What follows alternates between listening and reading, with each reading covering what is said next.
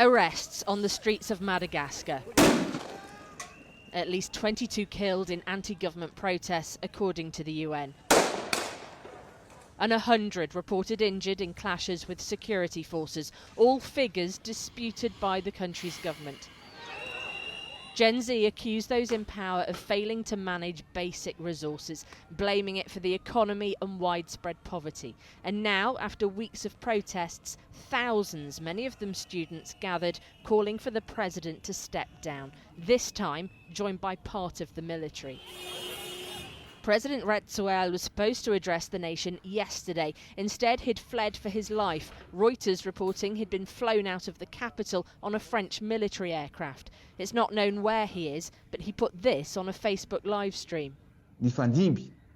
We have all seen that the crises that have occurred in the country have led to ruin and recession.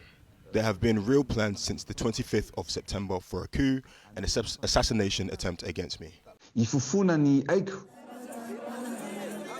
On the streets of Antananarivo, they celebrated his departure, but also said accountability was key. The evacuation of Ratsuel was an act of interference by France in Madagascar. Why? Well, because it wasn't a coup d'etat. It was just a call from the people, a call for freedom of expression. Une liberté d'expression. Après ce qu'il a fait, je pense qu'il est préférable pour lui. After what he did, I think it's best for him to leave Madagascar. But we're not going to let him go just like that. He has to be held accountable. Il faut qu'il rende compte.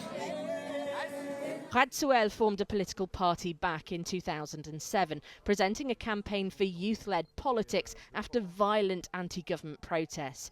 After a coup, he was declared president in March 2009, at age 35, the youngest in the country's history. Ironically, it's now soldiers from an elite unit, coups, which helped him seize power in that coup, which are calling on troops to support protesters now. Last week he dismissed his cabinet and appointed a new prime minister, and confirmed today he's dissolved the National Assembly. And Radio France Internationale reporting that in leaving the former French colony, he'd also struck a deal with President Emmanuel Macron. There is a lot of admiration and affection for a youth that has spoken out, that is politicized, that wants to live better, and that is a very good thing. They simply cannot be co-opted by military factions or foreign interference. The anger, mostly from Gen Z, mirrors recent demonstrations in countries including Morocco, Nepal and Kenya against ruling elites, often using the skull and straw hat symbol from the Japanese manga series One Piece. For a digitally native generation, social media and the internet has been a driving force. The number of followers on this account alone doubling in the last 3 weeks. Many flights to Madagascar have been suspended while the turmoil continues, and security forces are working to maintain order. But many here see this as almost a second independence, and they will not give that up quietly.